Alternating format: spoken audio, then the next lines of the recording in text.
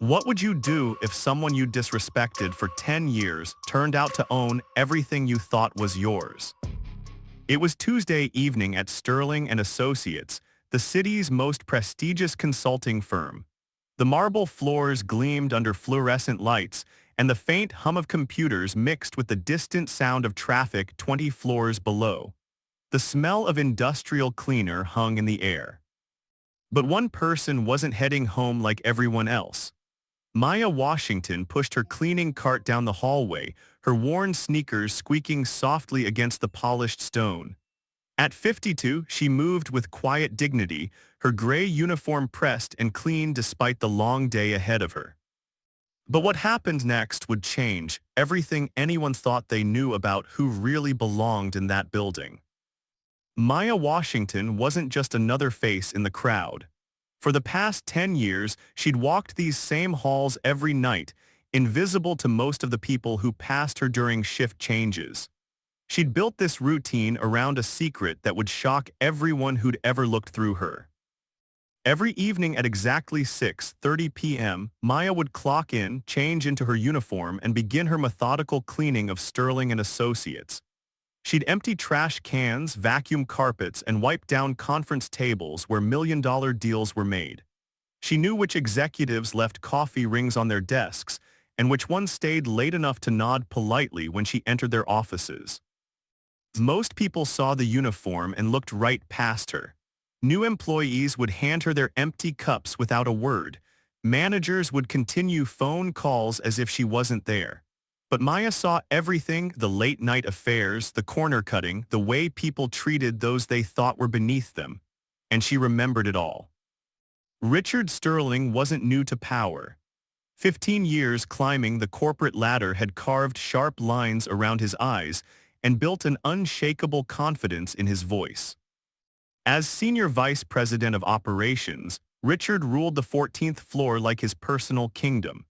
He had a corner office with floor-to-ceiling windows, a mahogany desk that cost more than most people's cars, and a secretary who scheduled his lunch meetings 3 weeks in advance. Richard made decisions that affected hundreds of employees, and he never let anyone forget it. The Sterling and Associates offices were Richard's domain, or so he believed. The company name even matched his own, a coincidence he'd mentioned in every interview and introduction for the past decade. He wore $1,000 suits, drove a BMW, and lived in a penthouse that overlooked the very building where he worked. Richard carried himself like a man who'd never been told no. His handshake was firm, his smile was calculated, and his patience was thin for anyone he deemed unimportant. In Richard's mind, there were two types of people, those who mattered to his career and those who were simply part of the scenery. It was 7:15 p.m. when Maya wheeled her cart toward the executive conference room. The evening cleaning shift was always peaceful. Most employees had gone home, leaving only the soft glow of desk lamps and the quiet hum of office equipment. Richard was still at his desk, phone pressed to his ear, gesturing emphatically at no one in particular.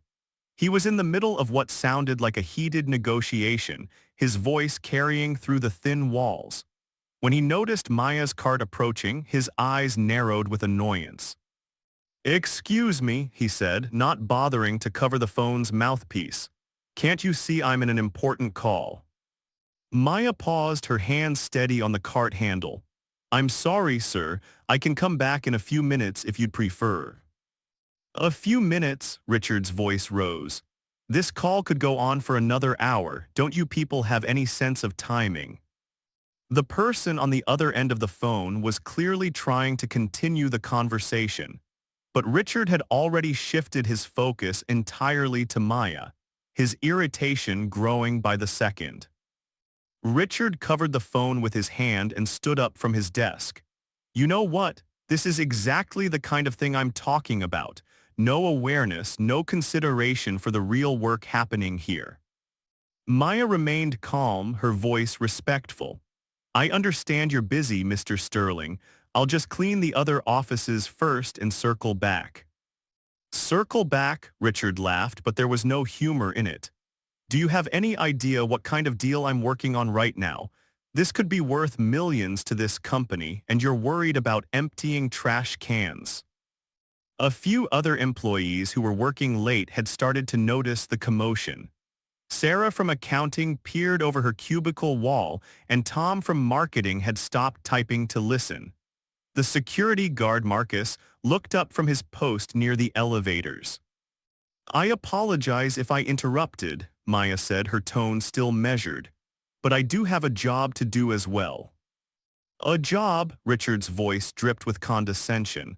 "Lady, you push a mop around, I generate revenue. There's a difference between a job and whatever it is you do here." The office had gone completely quiet except for the muffled voice still coming from Richard's phone, clearly wondering where he'd gone. That's when Richard decided to make an example out of Maya. "You know what? I think it's time we had a conversation about respect and knowing your place around here." Maya straightened slightly, her eyes meeting his directly for the first time. "I believe I know exactly where I belong, Mr. Sterling." Richard didn't like the quiet confidence in her voice. "Do you? Because from where I'm standing, it looks like you don't understand the hierarchy in this building. Some of us make the decisions and others clean up after us. It's pretty simple." The few remaining employees had gathered closer now, sensing that something significant was happening. Marcus, the security guard, had moved within earshot, his hand resting on his radio. "Mr. Sterling," Maya said, her voice carrying a warning that Richard was too angry to recognize, "I think you might want to reconsider how you're speaking to me." "Reconsider?" Richard slammed his phone down, abandoning his call entirely. "Are you threatening me? Are you actually threatening a senior executive of this company?" Maya walked calmly to the office directory mounted on the wall next to Richard's door. With one finger, she pointed to the nameplate at the very top of the building's executive list. "Sterling and Associates," she read aloud. "Maya Washington, founder and chief executive officer."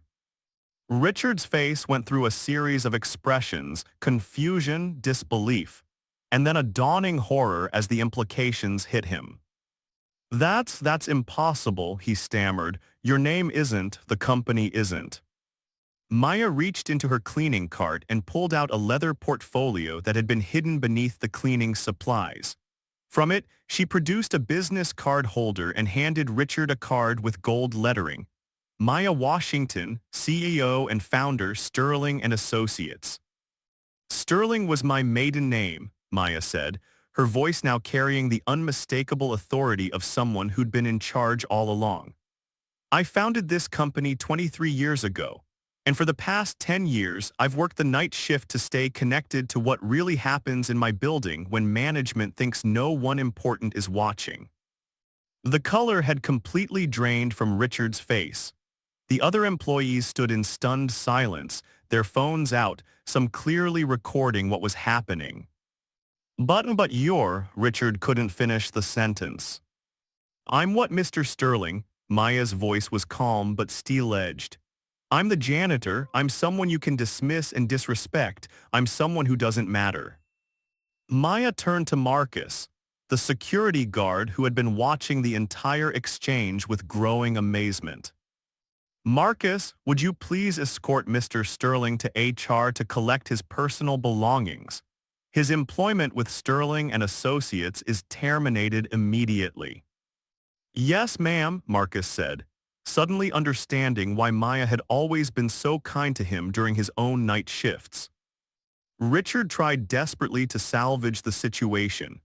"Wait, Maya, Ms. Washington. I had no idea. I mean, how could I have known?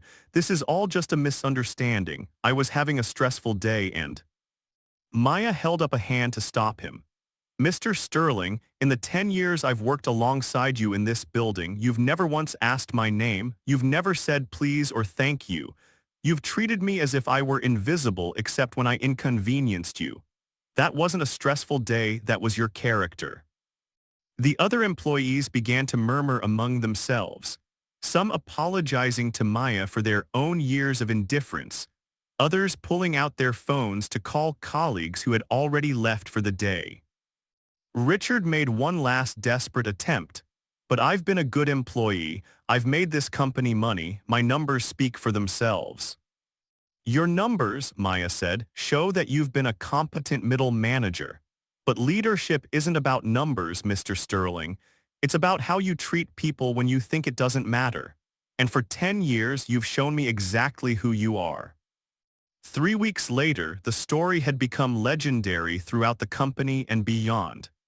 Maya had returned to working normal business hours, but she kept her office on the executive floor and made a point of knowing every employee's name. Richard had tried to find another position in the industry, but word travels fast in professional circles. The video that Sarah from accounting had posted on social media had gone viral, and Richard Sterling became a cautionary tale about assumptions and respect. Maya implemented new policies at Sterling and Associates. Every executive now spent 1 day a month working alongside the support staff, custodial, security, mailroom, and cafeteria workers. The company started an employee recognition program that highlighted contributions from every level of the organization. Richard eventually found work at a smaller firm in another city, but his reputation followed him. His new colleagues had seen the video, and he found himself being much more careful about how he spoke to everyone around him. Maya continued to walk through the building in the evenings, but now it was to check on her night shift employees and make sure they had everything they needed. She remembered what it felt like to be invisible, and she was determined that no one in her building would ever feel that way again. The lesson here isn't just about not judging people by their job titles or uniforms. It's about recognizing that every person you encounter has dignity, has a story, and deserves basic respect regardless of what you think you know about their circumstances. Maya could have revealed her identity at any time over those 10 years. She could have used her power to put Richard in his place much earlier. But she chose to observe, to learn, and to understand who people really were when they thought their actions didn't have consequences. The next time you interact with someone you think has less power than you do, remember Richard Sterling. Remember that the person emptying your trash can, serving your coffee, or cleaning your office might be the person who signs your paycheck. But more importantly, remember that even if they're not, they still deserve your respect. Don't forget to subscribe if this story made you think about how you treat the people around you. And let us know in the comments. Have you ever had a moment when you realized you'd completely misjudged someone based on their appearance or job? Share your story below.